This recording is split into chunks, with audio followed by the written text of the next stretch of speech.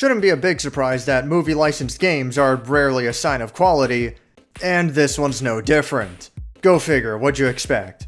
That's not to say that this game is necessarily bad per se, but it is very short, uncreative, and extremely low effort. The story follows the plot of the movie, both loosely and directly.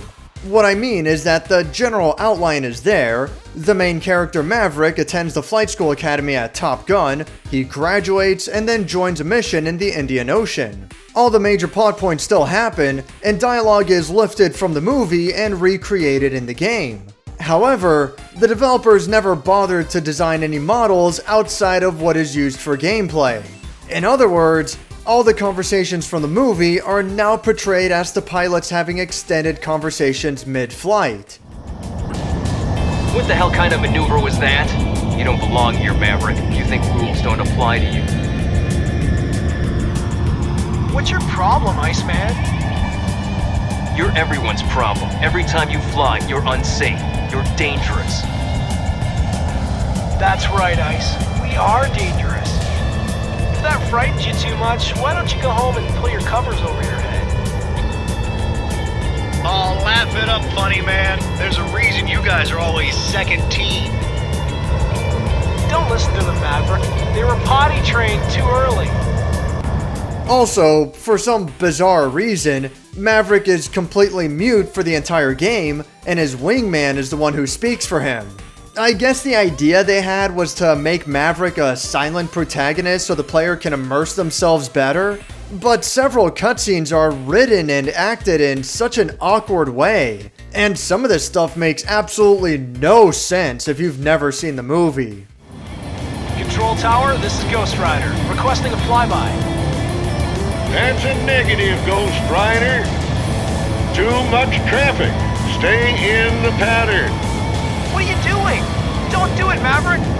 Oh, hell.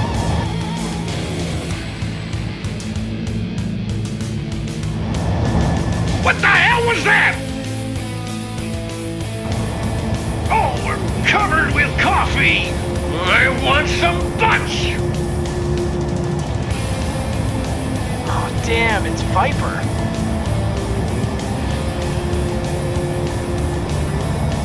What the hell was that about? I find it kind of hard to believe, but supposedly, they got one of the original movie's writers, Jack Epps Jr., to write additional dialogue for the new missions and story sequences in the game. Assuming this is even true, it is very minor. The main focus of the additional story content revolves around a rivalry with Iceman to see who can gun down an enemy Russian ace fighter pilot named Ivan. There's really nothing to see here, it's wholly uninteresting. The gameplay is actually pretty fun. To be fair, I'm not too familiar with the genre. I played one of the Ace Combat games on the PS2 when I was much younger, but I hardly remember it. Anyway, take what I say with a grain of salt, I'm not well experienced here. But yeah, I had a pretty good time with this game. You can pitch and roll the plane with the left stick while the shoulder buttons adjust the yaw. It takes some getting used to, but it has an arcadey feel to it, and the controls are pretty forgiving. The machine guns and homing missiles can be fired at any time, with the missiles automatically reloading, so there's a cooldown period to be aware of. Flares are used to divert enemy missiles, which are also reloaded after each use. Perhaps the strangest mechanic in this game is what's called the CFI mode, which is tracked by a gauge in the lower right. Upon pressing the button, the camera automatically locks onto the enemy you are currently targeting, and it goes into this awkward third-person angle.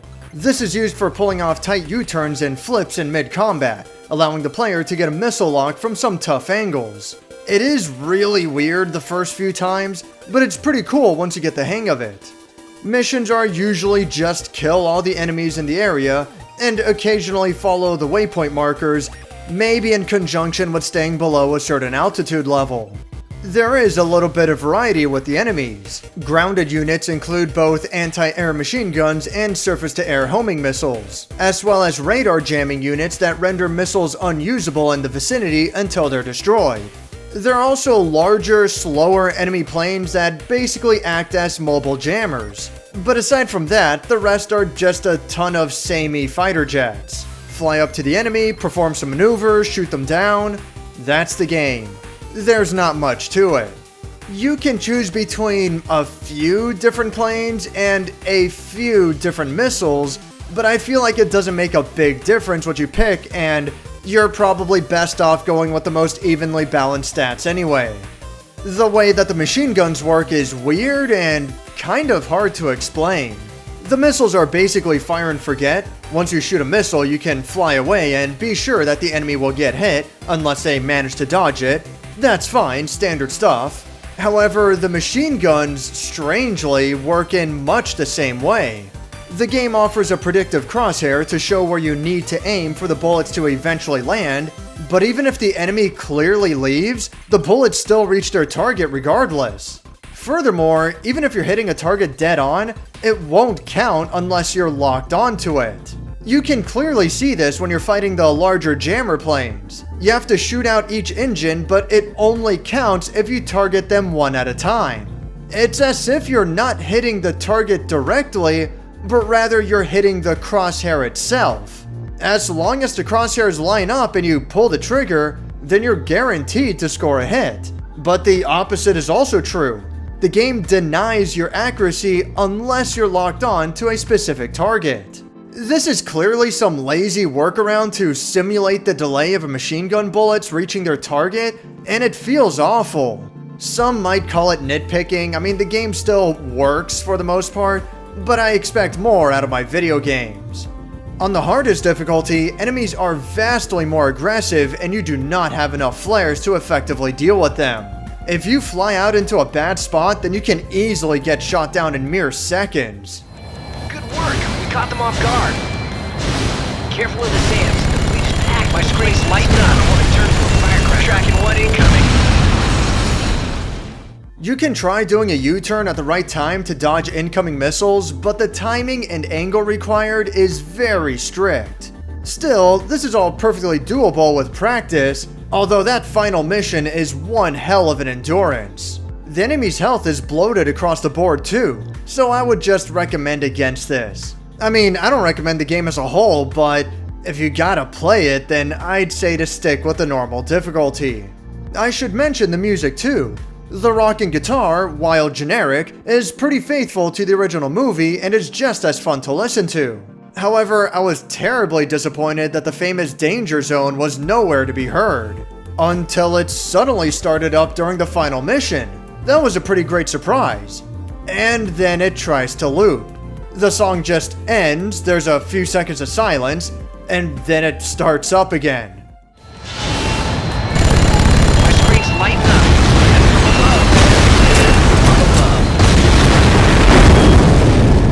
I'm tracking one incoming.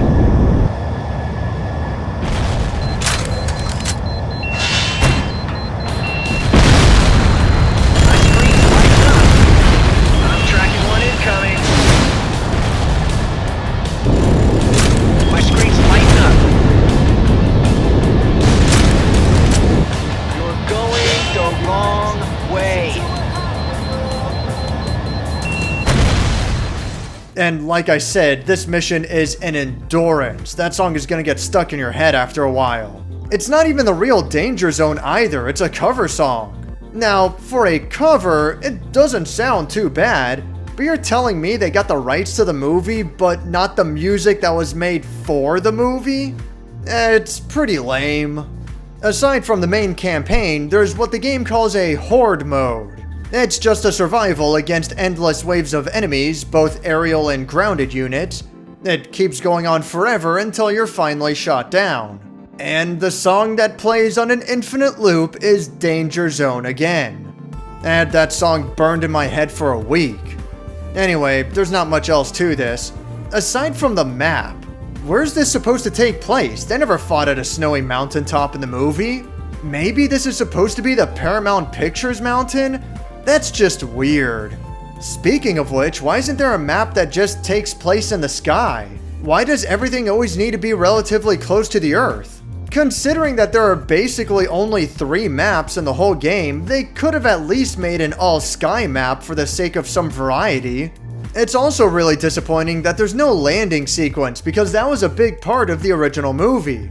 Well, okay, it was a short segment near the beginning, but it's a great scene and I don't know, I think it's cool to land a plane after a successful mission. I guess part of it is that I'd much rather be playing Pilot Wing 64. I would call some aspects about this game a missed opportunity if so much of it wasn't so lazy. You know you can't stall the plane in this game? That's fine, I get that it's pretty arcadey, but at least don't lie to me. If you fly as far up vertically as you can, then you're told that the plane stalled and you're forced back into the battlefield. Missile evaded. Missile evaded. We're gonna stall. We're gonna stall. In reality, you just hit the edge of the map and the game explains it as you stalling the plane. Even though there's no actual way to stall the plane even if you try to force it. Furthermore, there isn't even a proper first-person mode. It's not something I would necessarily use myself, but I always appreciate it when these kinds of games have somewhat of a detailed cockpit.